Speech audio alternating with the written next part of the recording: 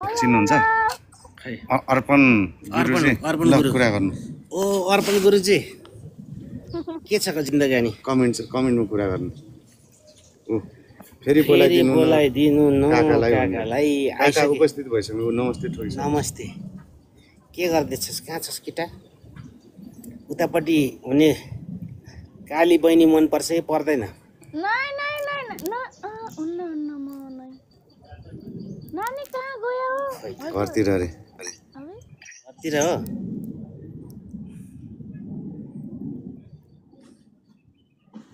comment नरोक्नु नि त्यसरी अनि मैले कमेन्ट गरेर हाल्ला ए नमस्ते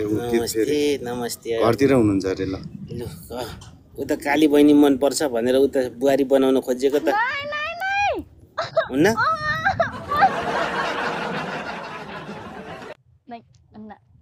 म पनि आउँछु सिरियलमा अरे लु ओके छ त चन्द्र दाइलाई देखियो के भएको म्युट भएको खै उसले म्युट गरे होला ला बहिनीले म्युट गरे हो हजुर नाइ दादा नाइ छैन दादा सुन्ने न आवाजै सुने हैन आवाजमा घाउ भएछ अहिले नि भन्ने दाइ के साह्रो बस्नु भएको रे नानी एकछिन तल बस्नु कस्तो साह्रो गिलो बस